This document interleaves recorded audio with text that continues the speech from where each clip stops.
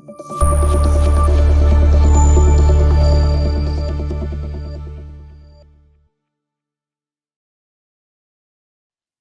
vamos a abrir nuestra Biblia en Juan 20, 30 y 31. Y vamos a volver a leer el versículo de la lectura del principio para que podamos entender.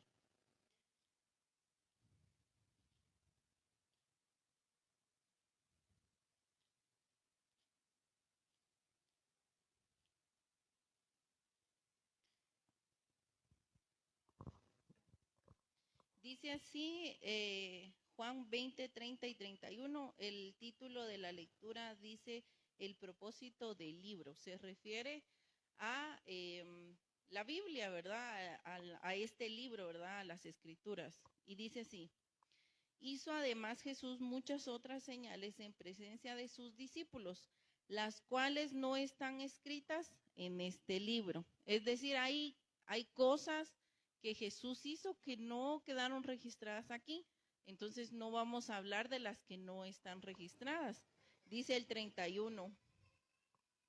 Pero estas se han escrito para que creáis que Jesús es el Cristo, el Hijo de Dios, y para que creyendo tengáis vida en su nombre.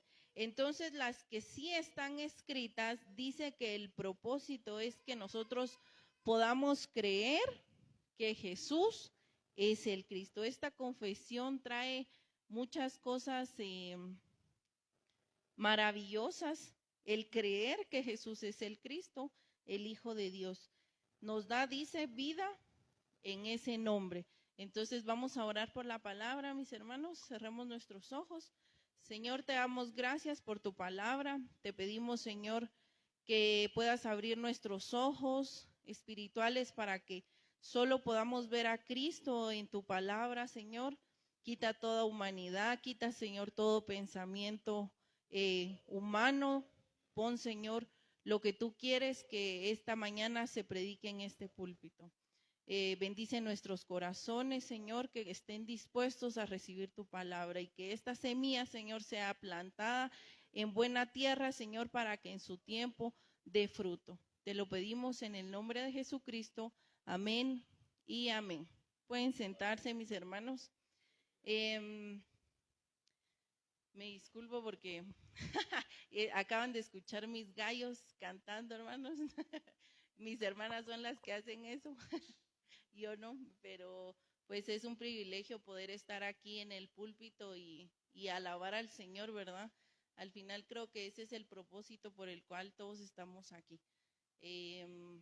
Nos reunimos aquí para poder alabar al Señor. Hoy en mi oración de la mañana, cada vez que me toca compartir la palabra, yo hago esta oración, ¿verdad? Y le agradezco a Dios porque la palabra no se trata de mi vida, porque entonces no pudiera estar aquí parada, ¿verdad? Delante de ustedes, sino se trata de lo que Jesús hizo en la cruz, ¿verdad? Ya no se trata de mí, no se trata de lo que yo hago o no hago, sino se trata de Jesús, el Cristo. Entonces, vamos a empezar esta mañana. Dios puso en mi corazón el día que Dios nos dio la oportunidad de ir a San Bartolo. El pastor Jan predicó acerca de la importancia de los discípulos y de cómo es importante que los discípulos sean levantados para ir a predicar a las naciones. Él decía, todos somos importantes en el reino de Dios, pero sí hay una importancia para aquellos que se levantan y con autoridad predican el evangelio. Entonces, Dios ponía en mi corazón que lo primero que un discípulo debe de tener claro en el corazón es el camino de salvación. Creo que en algún momento todos los que estamos aquí presentes, o la mayoría, lo hemos escuchado. Pero los seres humanos tenemos una característica que se nos olvida bien rápido, ¿verdad? Yo hablo de eso con mi hija mayor, Y le digo, ¿por qué tenemos que repetir todos los días la palabra de Dios? Porque los seres humanos somos así, olvidamos bien fácil. Y sobre todo cuando tenemos problemas o algo así, ¿verdad? Se nos olvida bien rápido. O aún en nuestra vida cotidiana, ¿verdad? A veces cuando oímos el camino de salvación y decimos, pero si eso ya me lo sé. Y como decía un pastor allá en México, pero si nos pasaran adelante a explicarlo, sería bien complicado, ¿verdad? Entonces quiere decir que debemos repetirlo todos los días. ¿Cómo se graba algo en nuestro corazón? Con la constancia, ¿verdad? Repitiéndolo todos los días. Las cosas malas se graban así, pero Dios graba así también las cosas buenas, ¿verdad? Repitiéndola todos los días. Entonces, esta mañana yo quiero empezar con una pregunta. ¿Y qué es la felicidad? ¿Cuál es la felicidad para el ser humano, verdad? Los seres humanos estamos en busca de una respuesta física. Y cualquier persona que usted llegue y le pregunte si quiere ser feliz, sí, todos le van a contestar que sí. Va a ser muy difícil a alguien que usted llegue y gracias, que usted llegue y le diga, mire, usted quiere ser infeliz, y le va a decir que sí, ¿verdad? No, todos queremos ser felices. En realidad todos queremos ser felices y el ser humano está en esa búsqueda, como la película, ¿verdad? En búsqueda de la felicidad. Pero los seres humanos buscamos la felicidad y hay algunos que la buscan en la salud, otros en la economía, el dinero, la fama, la moda. Hay personas, ¿verdad?, que dicen, es que mire, a mí aunque me falte todo, pero que haya salud, yo soy feliz. Y hay personas que tienen salud y no son felices. Hay personas que dicen, es que si yo tuviera dinero fuera feliz. Hay personas que tienen dinero y no son felices. Hay personas que tienen todo esto que les digo y se terminan suicidando. Son personas que no han encontrado la felicidad. Aún en la buena voluntad del ser humano, hay cosas como yo les puedo contar, ¿verdad? Yo crecí en una iglesia, ¿verdad? Y en la religiosidad que puedo decir que en mi corazón había, cuando me preguntaban qué es ser feliz, yo contestaba a veces servirle a Dios. Y eso, aunque se oye bueno y se oye bonito, no es la felicidad no es servirle a Dios. O decía, o hay personas que dicen el amor de Dios. Mire a mí con que Diosito me ame. Eso, la verdad, aunque se oye bonito, no es la verdadera felicidad. ¿Y cómo sabemos qué es la verdadera felicidad o cómo nos enseña Dios cuál es la verdadera felicidad? Para eso debemos de ir al principio de la creación. Si me acompañan todos a Génesis 1:20.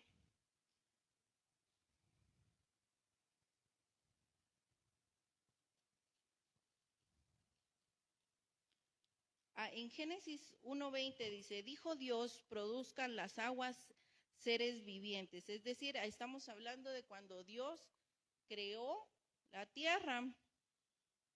Y dice que dijo Dios a las aguas, le habló y produzcan seres vivientes y aves que vuelen sobre la tierra en la abierta expansión de los cielos. Y creó Dios los grandes monstruos marinos y todo ser viviente que se mueve en las aguas, produjeron según su género y toda ave según su especie. Y vio Dios que era bueno. Entonces, ¿qué vemos aquí cuando Dios le dice a las aguas que produzcan qué? Peces, ¿verdad? Entonces Dios hace una conexión acá y le dice a los peces que deben estar, ¿en dónde? En el agua para poder estar ¿qué? Bien. ¿Qué pasa, hermanos, si sacamos a un pez del agua? Este pez irremediablemente va a morir. ¿Por qué? porque Dios lo creó para estar en el agua. Es decir, Dios le hizo un sistema al pez para que pueda vivir en el agua, un sistema que no nos dio a nosotros, ¿verdad? O a la demás creación. Entonces los peces fueron creados para estar en el agua. Entonces, ¿cuál es la felicidad del pez? La felicidad del pez es estar en el lugar para el cual fue creado. Porque aunque saquemos un pez y lo abracemos y nosotros en nuestra buena voluntad de que no queremos que el pez se muera o sufra, lo abrazamos y lo amamos y le decimos, para que no tengas frío, te vamos a comprar un suétercito, ¿verdad? Que se oye bien ilógico. Porque ¿qué es lo que ese pez, al estar, cuando uno agarra un pez en su mano, no sé si han tenido una experiencia, pero empieza a brincar el pez? ¿Por qué? ¿Qué es lo que está pasando? El pez está sufriendo porque él, ¿qué es lo que quiere? Regresar al agua, porque eso es lo que, para eso lo crearon a él. Y ese es el ejemplo del ser humano, porque vamos a ver para qué fue creado el ser humano. Lo mismo antes de pasar al ser humano, Dios también crea las plantas. A las plantas también las crea con un sistema especial y es para estar en la tierra. Entonces, así como los peces para estar en el agua, las plantas son creadas para estar en la tierra. El ejemplo más fácil es el de una rosa, ¿verdad? A todas las mujeres nos gustan las rosas. Entonces, las mujeres cuando nos dan rosas, lo que hacemos es que las ponemos en agua, le echamos una aspirinita, hay unas que dicen que hay que ponerle hielo. Pero ¿qué va a pasar? ¿Cuánto tiempo podemos mantener una rosa viva? Yo calculo, digamos que si usted es muy buena para mantener su rosa, unos 15 días. Pero luego irremediablemente la rosa se va a marchitar y se va a morir.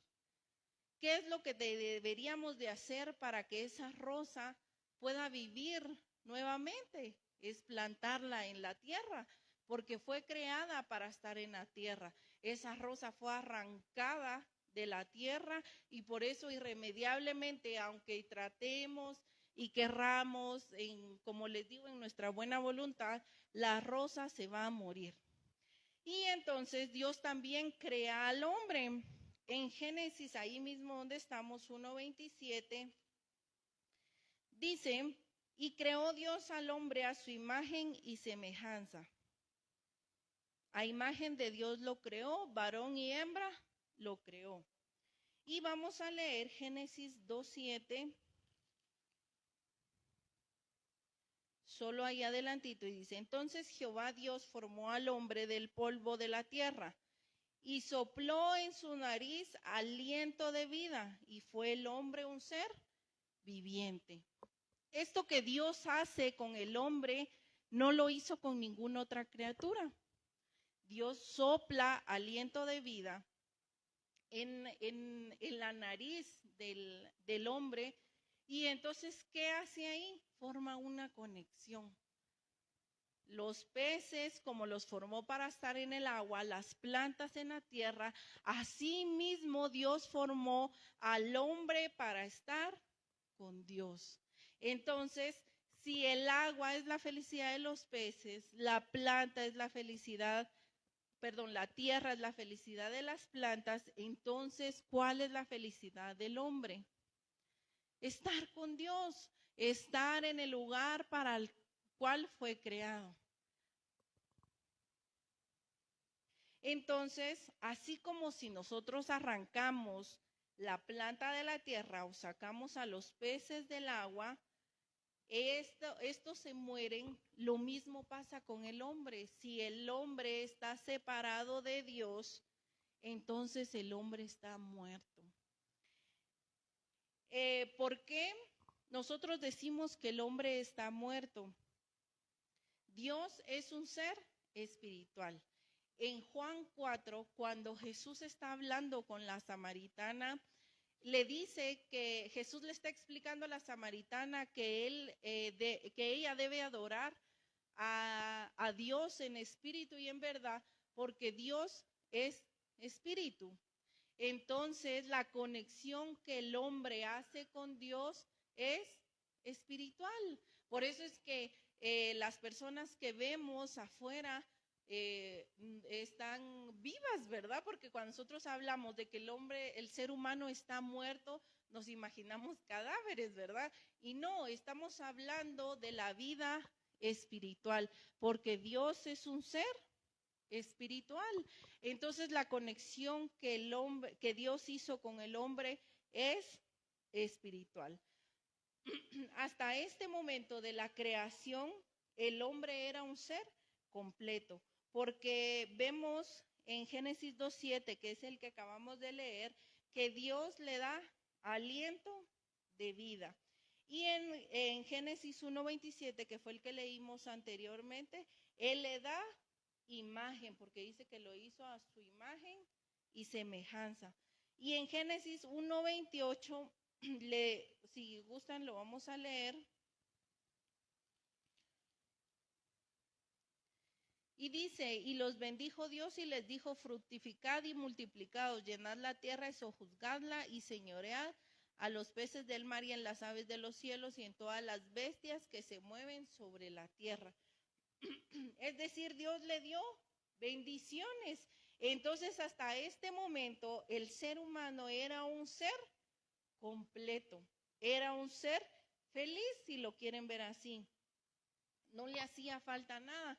Incluso yo he meditado y yo digo, Dios hasta le dio una familia al hombre, porque le dijo, no es bueno que el hombre esté solo. Y le hizo hasta una esposa, ¿verdad? Entonces el hombre, ¿qué le hacía falta? No le hacía falta nada. Pero Dios hace un pacto con el hombre y esto es importante que lo leamos. Y está ahí mismo en Génesis 2:16 y 17. Y dice así, y mandó Jehová Dios al hombre diciendo, de todo árbol del huerto podrás comer, mas del árbol de la ciencia del bien y del mal no comerás, porque el día que de él comieres, ciertamente morirás. Esto era como un recordatorio del pacto que ellos tenían de que el hombre necesitaba de Dios para estar vivo, ¿verdad? Era como un trato, ¿verdad? Si queremos llamarlo así, que Dios tenía con el hombre. Para que estemos juntos, lo que tienes que hacer es no comer de ese árbol, ¿verdad? Cada vez que el hombre, digo yo, que pasaba, déjenme imaginar, cada vez que el hombre pasaba por ese árbol, decía, ay no, si como de este árbol, si la consecuencia era morir, ¿qué creen? Si ya con los ejemplos que vimos, ¿qué creen que era morir? Era estar separado de Dios, ¿verdad? Entonces, cada vez que el hombre, digo yo, pasaba por ahí, recordaba y decía, no, si como de ahí, entonces me voy a separar de Dios. Y el ser humano era un ser completo, entonces el hombre, digo yo, que debía de pensarlo bien. Pero ¿qué creen que pasó? En Génesis 3, si gustan vamos a leerlo todo, dice, Génesis 3, del 1 al 6, dice, pero la serpiente era astuta más que todos los animales del campo que Jehová Dios había hecho, la cual dijo a la mujer, ¿con que Dios os ha dicho no comáis de todo el árbol del huerto? ¿Dios dijo eso? No, Dios no dijo eso, Dios dijo del árbol de la ciencia del bien y el mal, pero aquí Satanás quería confundir a la mujer. Vamos en el 2, dice, y la mujer respondió a la serpiente, del fruto de los árboles del huerto no podemos comer, pero del fruto del árbol que está en medio del huerto, dijo Dios, no comeréis de él ni le tocaréis para que no muráis. Entonces la serpiente dijo a la mujer, no moriréis, sino que sabe Dios que el día que comáis de él serán abiertos vuestros ojos y seréis como Dios, sabiendo el bien y el mal. Y vio la mujer que el árbol era bueno para comer y que era agradable a los ojos, y el árbol codiciable para alcanzar sabiduría, y tomó de su fruto y comió, y dio también a su marido, el cual comió así con ella. vemos cómo Satanás engaña a la mujer diciendo, Dios dice. A mí me gusta mucho usar este ejemplo porque fue uno de los ejemplos en los que a mí me sirvió para entender esta parte. Y dice, ¿verdad?, que si a nosotros nos dan un billete de a 25 quetzales, ¿los recibiríamos? Hermanos, no, ¿verdad? ¿Por qué? Porque no existe. Sabríamos que es falso, ¿verdad? Pero si nos dan un billete de a 200, falso, posiblemente lo recibiríamos. Sí, posiblemente nos engañarían porque sí existe. Y eso fue lo que hizo la serpiente. Usó y mezcló verdad de cosas que había dicho Dios, pero le agregó mentira. Y así fue como la serpiente, que era Satanás, engañó a Eva. Y dice que en Eva entró en el 6, perdón, dice, la mujer vio que el árbol era bueno para comer, es decir, el pecado entró primero en la mente, había malicia, ¿verdad? En la mujer entró en la mente y empezó a codiciar el árbol. Entonces, así fue como el hombre quedó separado de Dios. El hombre comió y quedó separado de Dios. Y a partir de ahí, el hombre tiene una carga de pecado fuerte en su vida, porque queda separado de Dios, y no solo queda separado de Dios, sino ahora hay pecado en él. Y está bajo el dominio ahora ¿de quién? De Satanás. El pastor Ricardo dijo algo muy fuerte ahorita en San Bartolo y decía, allá afuera, porque vamos a hablar de los de allá afuera, pero decía, allá afuera no hay huérfanos. Nadie aquí está huérfano. O es hijo de Dios o es hijo de Satanás, pero aquí no hay huérfanos. Y es verdad, porque solo hay dos reinos, o somos hijos de Dios o somos hijos de Satanás. ¿Por qué? Porque cuando el hombre queda separado de Dios, queda bajo el dominio de Satanás. Así lo dice Juan 8:44, no lo digo yo. Busquemos, si gustan, Juan 8:44, hermano.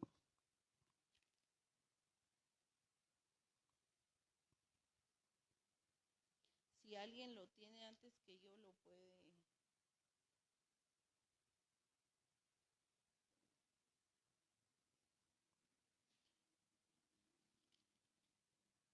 Aquí está, dice. Aquí el contexto de esta lectura es Jesús está hablando con los estudiosos del templo. Y los estudiosos del templo pensaban que ellos sabían mucho y que porque como sabían las escrituras, ¿verdad? Ellos pensaban que ellos eran salvos. Pero oigan lo que dice Jesús en Juan 8:44, dice, vosotros sois de vuestro padre el diablo, y los deseos de vuestro padre queréis hacer. Dice, él ha sido homicida desde el principio. ¿A qué principio se refiere? Cuando Satanás engañó a la mujer, a ese principio se refiere. Y dice homicida, ¿por qué? Porque mató al hombre espiritualmente, porque lo separó de Dios. Y dice, y no ha permanecido en la verdad, porque no hay verdad en él. Cuando habla de mentira, de suyo habla, porque es mentiroso y padre de mentira. Entonces, las personas que están separadas de Dios quedan bajo el dominio de Satanás. Este pecado que hubo desde el principio ha sido algo que ha venido generacionalmente, porque nosotros podríamos pensar, ay, pero eso lo hizo Adán y Eva, ¿verdad? ¿Yo qué tengo que ver? Porque en la escritura dice que esto ha pasado de generación en generación y que a raíz de esto el pecado entró al mundo. En Romanos 3:23 dice, por cuanto todos pecaron, están destituidos de la gloria de Dios. Entonces, cuando habla de todos, es todos, no excluye a nadie. Entonces, ¿cuál es el resultado de estar en esta condición. El hombre tiene no solo estos 3 problemas, sino podemos ver al hombre que empieza a desencadenar una cantidad de problemas increíbles. ¿Cuáles son los problemas que en la actualidad podemos ver? En la actualidad podemos ver la violencia, los vicios, la corrupción. Hay tantos problemas que ahora están desencadenados a raíz de este problema. Pero ¿qué creen, hermanos? En nuestra, si quieren así, lógica humana, ¿nos enfocamos en la consecuencia o mejor nos enfocamos en la raíz del problema para arrancarla una vez y para siempre? Mejor nos enfocamos en la raíz del problema. ¿Y cuál es la raíz del problema? Estos 3 problemas que fueron originados en el principio: la separación, el pecado y Satanás. El estado espiritual del no creyente, ¿verdad? Es ese. ¿Cómo podemos identificar el estado del no creyente? El día también que fuimos a San Bartolo, un hermano dio su testimonio acerca de cómo Dios lo rescató de una vida en desorden que él llevaba. Y él decía: hermanos, cuando yo vi el estado espiritual del no creyente, yo tenía todos, me identifiqué con todos. Y les voy a mencionar, o vamos a ver estos 6 problemas del estado espiritual del no creyente. Número 1, las personas están bajo el dominio de Satanás. Lo acabamos de ver, las personas que están separadas de Dios están dominadas por Satanás. Número 2, las personas empiezan a experimentar la idolatría. ¿Y qué es la idolatría? La idolatría es todo lo que ocupa el lugar de Dios. Es decir, nosotros fuimos creados para estar con Dios y en esa necesidad estamos buscando adorar o agarrarnos de algo. Y entonces empezamos a practicar idolatría. ¿Y qué creen? En medio de esa idolatría, como no hay respuesta, como en ningún otro hay salvación, la gente empieza a experimentar frustración. Y la frustración nos lleva a que la gente empiece a experimentar problemas emocionales y problemas mentales. ¿Cuáles son los problemas mentales? Hoy meditaba yo en eso. ¿Cuáles son los problemas mentales que podemos ver? Hoy en día hay muchos jóvenes deprimidos, muchos jóvenes con ansiedad, muchos jóvenes con estrés. Ahora hay niños hermanos con estrés. El hermano Rodolfo, que está aquí, que es una persona mayor, pues yo me imagino que dirá cómo un niño puede tener estrés, ¿verdad? O depresión. Parece increíble, pero existe. ¿Y existe por qué? Porque es una consecuencia de la separación del hombre con Dios. Y el hombre se enferma mentalmente a tal punto que eso empieza a repercutir en lo físico. Yo no sé si ustedes han conocido, hay personas que dicen: es que mire, yo me siento muy mal.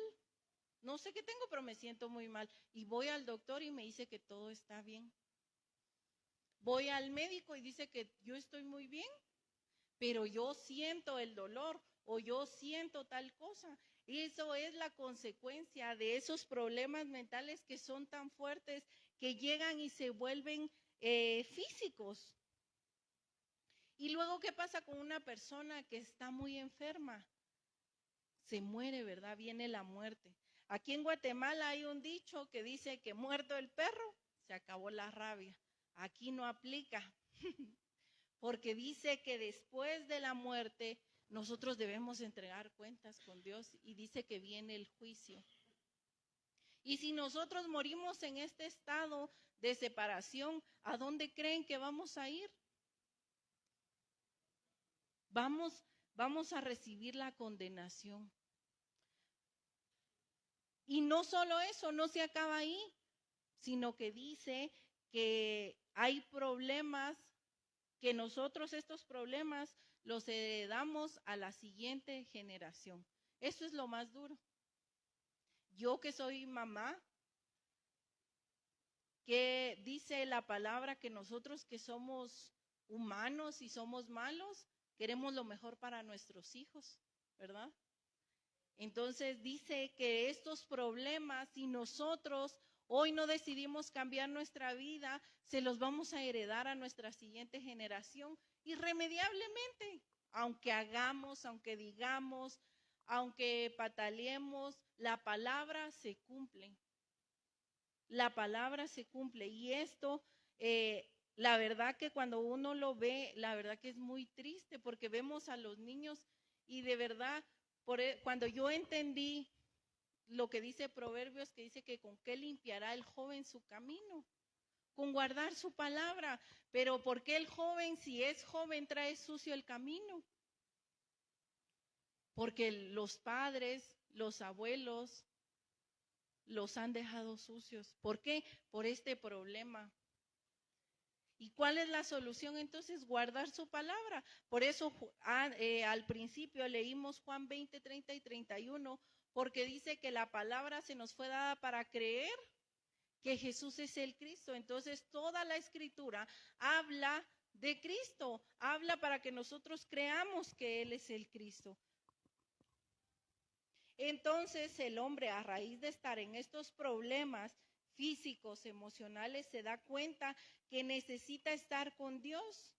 Y el hombre en sus buenos deseos quiere buscar de Dios, porque como les decía al principio, ningún hombre que tenga problemas o que tenga necesidades, ¿verdad? Le va a decir es que yo quiero ser infeliz. No, todos queremos ser felices. Entonces el hombre se da cuenta que por más que busque, no puede encontrar la felicidad. Entonces vienen los métodos humanos. El hombre en su buena voluntad dice, no, yo quiero acercarme a Dios o cambiar mi vida. Y entonces aparece la religión. Esto sí me gustaría que busquemos en Hechos 4:12.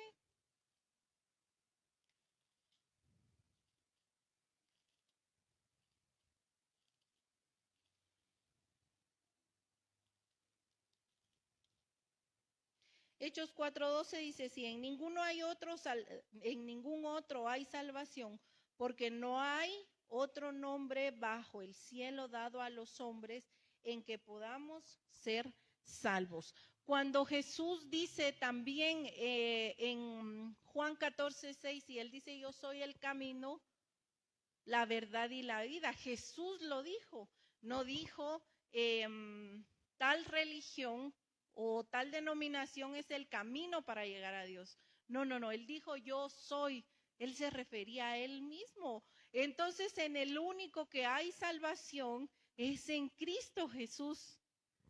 No hay otra cosa que nos pueda acercar a Dios más que Cristo. No hay religión. La religión fue un invento del hombre para dividirnos. Fue un invento de Satanás para dividir al hombre. Las doctrinas fueron inventos de Satanás para dividirnos. Hay muchas personas hoy en día que se jactan de tener buena revelación de la Escritura y piensan que esa es la salvación del hombre, y no es así, porque aquí dice que en ningún otro hay salvación, solo en Cristo. Por eso cuando nosotros predicamos la Escritura, mis hermanos, no predicamos y decimos solo nosotros tenemos la verdad. Si usted no va a nuestra iglesia, entonces no va a ser salvo. No, mis hermanos, nosotros no predicamos esto. Nosotros predicamos que las personas deben de creer que Jesús es el Cristo y donde estén, llevar la respuesta del evangelio. La religión solo trae frustración. Y le podría contar mi testimonio, pero yo crecí en una iglesia donde solo me trajo frustración, donde crecí pero jamás tuve una respuesta. Cuando vino el tiempo malo, solo vino depresión, solo vino ansiedad a mi vida. Y como en esto el ser humano no obtiene respuestas, empieza a buscar en la filosofía.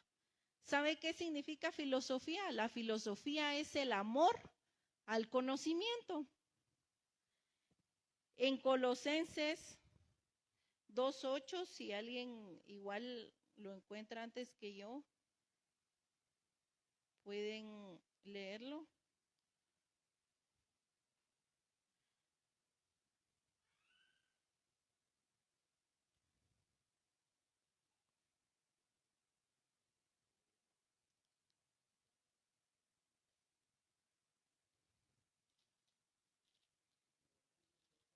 Ajá.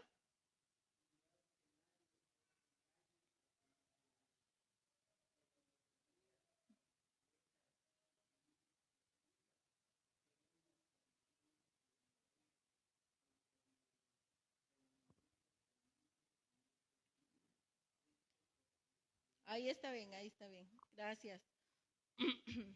Dice, ¿verdad?, que nadie nos puede engañar por medio de filosofías, es decir, por conocimientos humanos. Dice, y huecas sutilezas, según las tradiciones de quién, de los hombres, es decir, esos son pensamientos de hombres, no son de Cristo, porque dice, conforme a los rudimentos del mundo y no según Cristo. Es decir, hay personas que dicen, no, a usted lo que le hace falta es ir con un psicólogo y sentarse. Ahora está muy de moda la salud mental. Ahora está muy de moda, debemos tener salud mental. Nuestros hijos deben de tener salud mental. Y aunque no es que sea malo, es bueno, pero sin Cristo no sirve. Sin Cristo no vamos a ser felices porque no hay nadie que nos acerque a Dios. El ser humano no puede hacer nada para salvarse a sí mismo. Y luego dicen las personas, bueno, entonces vamos a ser buenas personas. Yo he escuchado mucho decir, yo no busco a Dios, pero yo tampoco soy mala persona. Yo no hago cosas malas, yo trato de ser buena persona, yo ayudo a los que necesitan. ¿Y saben qué dice Isaías 64:6? Si alguien lo encuentra y le da lectura, dice Isaías 64:6 que las buenas obras sin Cristo son como trapos de inmundicia, así lo dice la Escritura. Y hoy pensaba y yo decía, tiene razón la palabra, porque entonces hay muchos delincuentes que ayudan a las viudas, hay muchos delincuentes que ayudan hasta las iglesias, hay muchos delincuentes que dan dinero para los huérfanos. Y si el cielo se ganara por obras, no, nuestras obras no pueden ayudar en nada. Nuestras obras no nos llevan a Dios. Nuestras buenas obras dice que son como trapos de inmundicia. No hay nada que nos acerque a Dios más que Cristo. ¿Alguien encontró Isaías 64:6?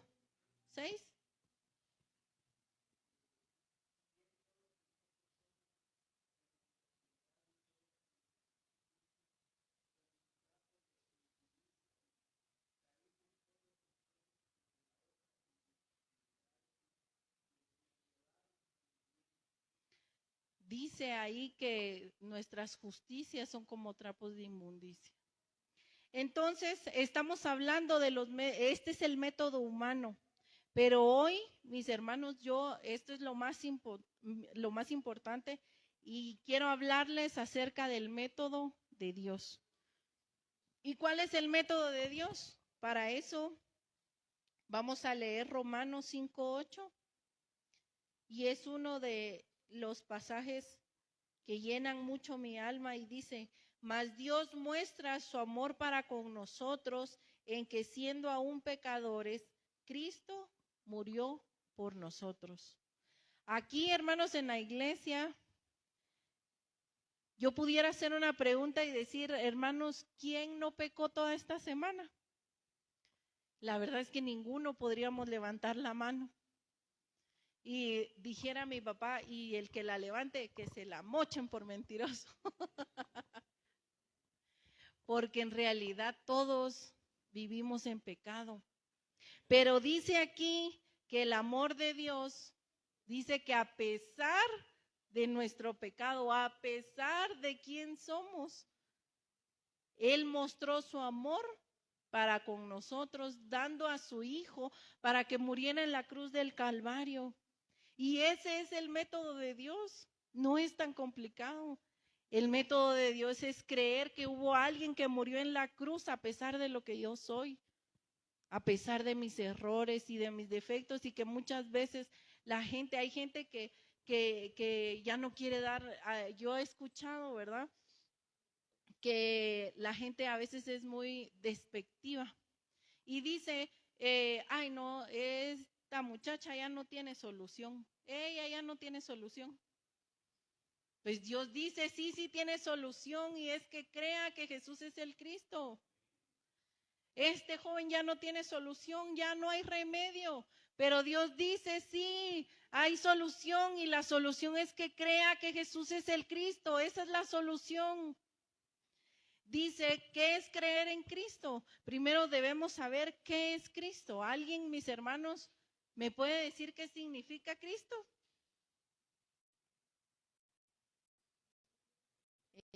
Ungido de Dios. Ungido, ¿por qué ungido? ¿Quiénes eran los ungidos? En el Antiguo Testamento ungían a 3 personas, y ungían a los profetas, a los sacerdotes y a los reyes. A los profetas, ¿cuál era el oficio de los profetas? El oficio de los profetas, o el trabajo de los profetas, era conectar al pueblo con Dios, era ser un intermediario con Dios. Y el oficio de los sacerdotes era hacer sacrificio, es decir, las personas traían un animal para matarlo, y esa sangre que era derramada era para el perdón del pecado del pueblo, pero esto solo era momentáneo. El rey era el que peleaba la batalla por el pueblo y los llevaba a la victoria. Esos eran los 3 ungidos, y todos estos eran la representación y la promesa de lo que el Mesías Cristo vendría a ser. Entonces, ¿por qué ahora decimos que cuando decimos Cristo estamos diciendo que Él es el ungido de Dios? Estamos diciendo que Él es nuestro profeta verdadero, nuestro sacerdote verdadero y nuestro rey verdadero. ¿Por qué? Porque en Juan 14:6 dice, Jesús dijo, yo soy el camino, la verdad y la vida. ¿Por qué Jesús no dijo yo soy amor, yo soy paz, yo soy gozo? Porque Él también es todas esas cosas, pero Él quería enseñarnos. ¿Por qué camino? Porque nosotros necesitábamos un camino, porque estábamos separados de Dios. ¿Por qué dijo yo soy vida? Porque la paga del pecado, ¿qué es? Muerte. Y Él dijo yo soy la vida. Él dijo también yo soy la verdad. Y en Juan 8:44 leímos que Satanás es el padre ¿de quién? De mentira. Entonces necesitábamos la verdad, y Él dijo yo soy el camino, la verdad y la vida, y nadie viene al Padre si no es por mí. Las personas pueden volver a Dios entonces ¿a través de qué? A través de Cristo, a ese estado original del principio, de lo que vimos desde el principio, que decía que el hombre era un ser completo y feliz. Podemos volver a ser felices y a ser completos, aún estando en este cuerpo de pecado. Podemos ser completos y felices, porque cuando nosotros creemos que Jesús es el Cristo, entonces nosotros volvemos a Dios. Al principio, ¿cuál era el pacto del principio, hermanos? A ver si me están poniendo atención. ¿Cuál era el pacto del principio? El pacto del principio era no coman del árbol. No coman del del árbol que está en medio del huerto. Y ahora entonces, ¿cuál es nuestro pacto? ¿Qué es lo que nos mantiene unidos a Dios? Cristo. Cristo es nuestro pacto hoy en día. Entonces hay un método y es el método de Dios. ¿Y cuál es el método de Dios, mis hermanos? Es Cristo. Y nosotros, si hoy creemos en Cristo, vienen muchas promesas a través de eso. Y yo les quiero hacer una pregunta. Hermanos, aquí, ¿quién ha creído en Cristo? Contéstemela con toda sinceridad. Amén. Yo he creído en Cristo y tengo la seguridad que aunque sea pecadora, aunque quizá aún no camine con total rectitud, sé que Dios está obrando en nuestras vidas. Entonces, cuando nosotros ya creímos en esa promesa de Cristo en la cruz y que Él resucitó al tercer día, ahora tenemos la promesa de Emmanuel. En Isaías 7:14 habla acerca de Emmanuel. ¿Y cuál es la promesa de Emmanuel, hermanos? Dios con nosotros. Ya no vas a estar más solo nunca. Dice, por tanto, el Señor mismo os dará señales aquí, que la Virgen concebirá y dará a luz un hijo y llamará su nombre Emmanuel. Entonces, tenemos la promesa de Emmanuel y ya no va a haber más separación, ya no. Ahora nosotros, Dios está con nosotros todo el tiempo. Y ahora tenemos también la promesa de la sangre. ¿Por qué creen ustedes que tenemos la promesa de la sangre? Porque Dios sabía que íbamos a seguir pecando. Porque Dios sabe que nosotros no somos perfectos. Y ahora tenemos la promesa de la sangre, que por supuesto, al principio, cuando yo escuché esto, escuché a muchas personas decir, entonces puedo hacer lo que yo quiera y de todos modos, pues Dios me va a perdonar. Quien piense así no ha entendido el Evangelio. Porque cuando entendemos el Evangelio, lo que queremos es dejar de pecar, mis hermanos. Lo que queremos es caminar, tratar de caminar en rectitud. Porque hay un cambio, sí hay un cambio en nuestra vida. Porque Cristo debe notarse en nuestra vida, porque sí, la gente tiene que voltear a ver y decir, a él o a ella algo le pasó, como le pasó a la samaritana. Como cuando la samaritana dejó tirado su cántaro y le fue a contar a la gente. ¿Por qué la gente le creyó si la samaritana era una mujer que no tenía buena reputación? La gente vio algo en ella y dijo, vamos a ir a ver si de verdad es el Mesías con el que te encontraste. Entonces en nuestra vida debe haber algo diferente, un cambio. Porque no es que ahora vayamos a ser perfectos, no. Pero sí debe haber algo diferente en nuestra vida. Y entonces por eso ahora tenemos la promesa de la sangre y ahora tenemos la promesa de la simiente de mujer que fue cumplida, como lo que dice aquí. ¿Por qué simiente de mujer? Porque el hombre, naturalmente, el hombre es el que engendra al hijo. Pero acá esta era la señal que la Virgen iba a concebir un hijo. Y así fue, esa promesa se cumplió y nació Jesús. Jesús el Cristo que venía a cumplir todas las promesas. Y vemos cómo esto fue, cómo se cumplieron en Cristo, en el nacimiento de Jesús. En la confesión de Pedro, cuando en Mateo 16:16, cuando dice, Jesús, tú eres el Cristo, el Hijo de Dios. Y en el consumado es, en Juan 19:30. Esta es una bendición, mis hermanos, porque cuando Jesús está en la cruz y está crucificado, Él pudo solo morir. Pero Él dijo, consumado es decir, tu deuda está pagada. Él dijo, todo el pecado, toda la separación, todo el pecado, todo el dominio de Satanás se acaba. Él dijo, consumado es. Entonces, todas estas promesas han sido dadas a través de Jesús como el Cristo. ¿Y cómo puede hacer el hombre que quiere todas estas promesas? Porque cuando hablamos de las promesas, todos las queremos. Porque cuando hablamos de lo bueno, todas las queremos. Pero hay algo que el ser humano debe hacer. Son 3 cosas.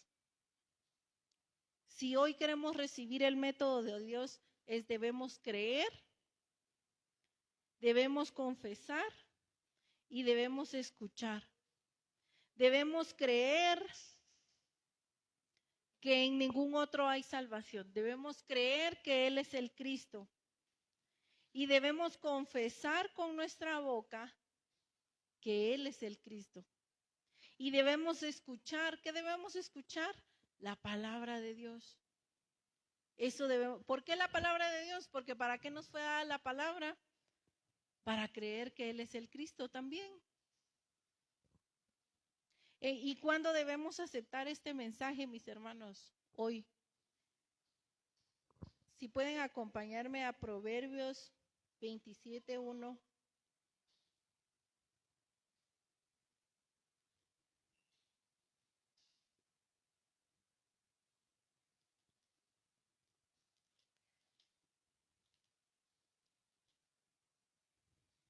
Este versículo, cuando yo lo leí, decía: Señor, si tú aquí lo dejaste todo, lo que pasa es que nuestros ojos están cegados, porque nosotros los seres humanos somos así, somos los que estamos gorditos, decimos vamos a hacer dieta, pero no, y vamos a empezar el lunes o el otro lunes. No somos de tener un cambio hoy. Entonces, ¿cuándo debemos de creer esto? Yo voy a empezar el otro mes yo voy a empezar con todo en la iglesia. No, oigan lo que dice este versículo, dice Proverbios 27:1, dice: no te jactes del día de mañana, porque no sabes qué dará de sí el día. Es decir, no sabemos qué va a pasar mañana, ni siquiera sabemos qué va a pasar de aquí a una hora, de aquí a un rato, no sabemos qué va a pasar. ¿Qué pasa, hermanos? Ayer no sé quién sintió el temblor, pero cuando tiembla, a uno, bueno, a mí me da miedo los temblores, mis hermanos, y se le acelera a uno el corazón un poco, ¿verdad? Y porque es algo que lo agarra a uno de imprevisto, ¿verdad? Y entonces empieza a temblar y uno: Señor, por favor, recíbeme en tus brazos. Pero en realidad es algo así, ¿verdad? La vida es así. Es algo que no sabemos en qué momento va a venir. La muerte no sabemos en qué momento viene. Y por eso el día para cambiar nuestra vida es hoy, es este momento que el Señor te está dando. Y las personas que están escuchando este mensaje, las que están hoy aquí y las que están viendo el mensaje en la transmisión, hoy es el día que Dios permitió que escucharas este mensaje. Es una oportunidad. Mi esposo se ríe mucho de un cabal, ahorita veníamos hablando de un local que dice arriba: mi última oportunidad. Y a él le da mucha risa, ¿verdad? Y es verdad, porque a veces es cierto, es Dios dándote una última oportunidad, te está diciendo: aquí estoy. Es como qué bendición esas personas que tienen un accidente y están a punto de morir y Dios les da todavía unos segundos para creer que Él es el Cristo. Pero no sabemos cómo va a pasar en nuestra vida, ¿verdad? Entonces, ¿cuál es el momento de creer que Él es el Cristo? Uy, en este momento, hoy es el día. No importa si vas a pecar mañana, porque Dios lo sabe. Porque Dios lo sabe, Dios sabe que en cualquier momento podemos pecar, pero a Él no le importa eso, porque dice que Él nos amó tanto que dio a su Hijo para morir en la cruz. Y Él un día va a hacer la obra completa. Él un día va a quitar ese pecado de nosotros. Y ya no vamos a ser más esclavos de Satanás, ya no vamos a estar bajo el dominio de Satanás, sino vamos a estar bajo el dominio de Dios y Él va a guiar nuestra vida. Entonces, hermanos, ¿cuándo es el momento de tomar la decisión para seguir a Cristo? Hoy es ese momento. Y si tú escuchaste ese mensaje, Dios te lo está diciendo, es hoy.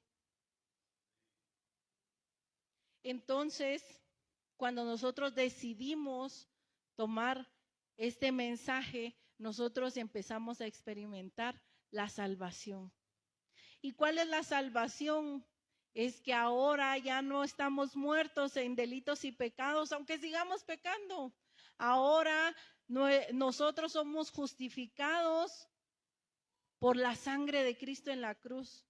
Por ese sacerdote verdadero que ya no vino y agarró un animalito y lo mató. No, Él mismo dio su sangre y derramó toda su sangre para el perdón de pecados. Y ahora tenemos la identidad de que somos hijos de Dios y que tenemos su gracia. ¿Y cuál es la gracia? En Efesios 2, de 8 y 9, dice que la gracia es la fe de haber creído que Jesús es el Cristo.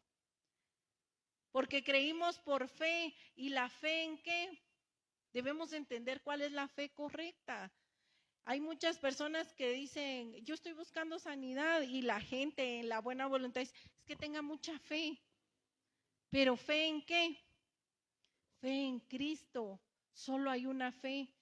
Y la fe correcta es creer que Él es el Cristo. Esa es la fe correcta. Por eso solo hay una. Y es creer que Él es el Cristo. Y esa es una gracia que el Señor nos da a nosotros. Y ahora tenemos vida. ¿Y por qué vida? Se recuerdan que como el pez necesita el agua para estar vivo, ahora nosotros tenemos esa vida porque podemos estar otra vez con Dios en el lugar para el cual fuimos creados y ya no estamos muertos, sino ahora estamos vivos. ¿Por qué? Porque estamos en el lugar para el cual fuimos creados. Y después de entender esta parte y de haber creído que Él es el Cristo, Él nos da un privilegio muy grande. En Hechos 1:8, y me gustaría que lo leyéramos.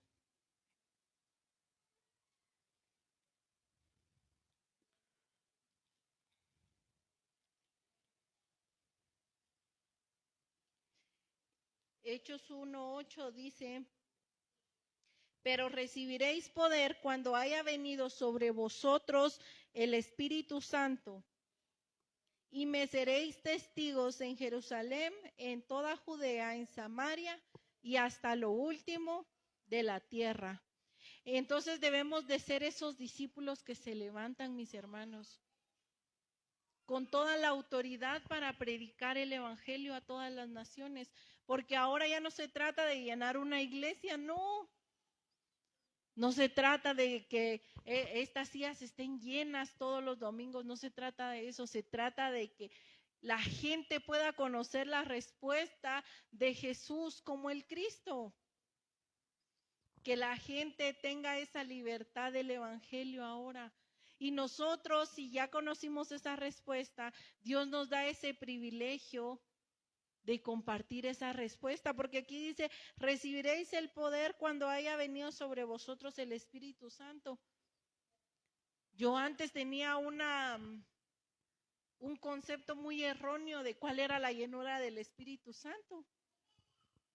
¿Y cuál es la llenura del Espíritu Santo, mis hermanos? La llenura del Espíritu Santo es haber creído que Jesús es el Cristo, porque la llenura del Espíritu Santo es cuando el Espíritu de Dios vuelve a estar en nosotros y volvemos a estar conectados. Antes nosotros teníamos un concepto bien erróneo, hermanos, de cuál era la llenura del Espíritu Santo.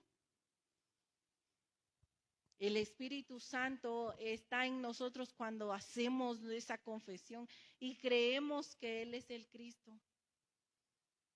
Entonces, ya que tenemos esa llenura del Espíritu Santo, Él dice: ve y predica hasta lo último de la tierra. ¿Y cuál es nuestro último de la tierra, mis hermanos? Aquí. No necesitamos, Señor, mándame a otros lugares, mándame a El Salvador, a Honduras, a Nicaragua. Gloria a Dios y Dios los va a enviar. Pero empecemos por nosotros. ¿Cuál es nuestro último de la tierra? Aquí, hoy, donde Dios te puso, tu familia, tus hijos, tu esposo, tu esposa, tus padres. Ese es tu último de la tierra. Entonces, pongámonos de pie, mis hermanos, y vamos a orar por la palabra del día de hoy.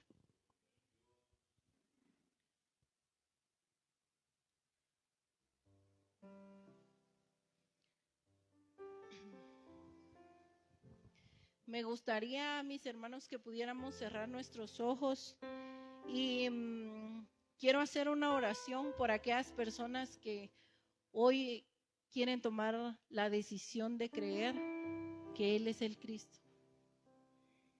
No es necesario levantar la mano, pasar al frente, simplemente disponer el corazón. Como decía Proverbios, no sabemos qué va a pasar mañana o no sabemos qué va a pasar en un rato, pero debemos aprovechar esta oportunidad que Dios nos dio hoy de haber escuchado esta palabra. Cerremos nuestros ojos y voy a leer esta oración que dice así: querido Dios, soy un pecador. He vivido mi vida de la manera equivocada hasta este momento. Ahora creo que tú eres Jesús, el Cristo, quien como profeta verdadero abriste el camino para que pueda conocer a Dios. Como el verdadero sacerdote derramaste tu sangre en la cruz para salvarme de la maldición del pecado, y como Rey verdadero destruiste la autoridad de Satanás por mí. En este momento te abro mi corazón para recibirte como mi Cristo. Entra en mi corazón y guíame hasta el final de mi vida. En el nombre de Jesús. Amén. Señor, te doy gracias por tu palabra. Gracias, Señor, porque hoy puedo entender que tú pasaste mi vida de una condenación eterna a vida eterna, Señor. Gracias porque tu palabra ya no se trata de lo que yo puedo hacer. Se trata, Señor, de la respuesta de Cristo en la cruz. Gracias, Señor, porque sé que el haber entendido que tú eres el Cristo fue por tu voluntad. Gracias, Señor, por darme la oportunidad, Señor, de compartir tu palabra. Te pido, Señor, por cada una de las personas que están hoy aquí. Levanta, Señor, discípulos para poder predicar tu palabra y que tu venida sea pronta. Queremos verte, Señor. Anhelamos estar contigo cara a cara para siempre. Te pedimos, Señor, por favor, que esta palabra podamos meditarla el resto de la semana. Que aún en medio de la prueba, aún en medio de la tentación, incluso aún en medio del pecado, que podamos recordar tu palabra. Que podamos, Señor, recordar que hay una única respuesta y es que tú eres el Cristo. Por favor, Señor, que esta palabra, Señor, sea una semilla que se plantó y que dé fruto, Señor, a tu tiempo. Prepara, Señor, nuestra vida a través de tu palabra. Pon encuentros, Señor, en nuestra vida. Pon las personas que tú ya tienes preparadas, Señor, para que reciban tu palabra y la luz del Evangelio pueda ser llevada a todas las naciones hasta lo último de la tierra, Señor. Gracias, Señor, por este momento. Yo bendigo a cada una de las personas que están aquí, de sus actividades diarias, de todo lo que van a realizar esta semana, Señor. Yo los bendigo, por favor. Bendigo la vida del pastor que está de viaje, Señor. Tráelo con bien y con bendición. En el nombre de Jesucristo, Señor. Amén y amén.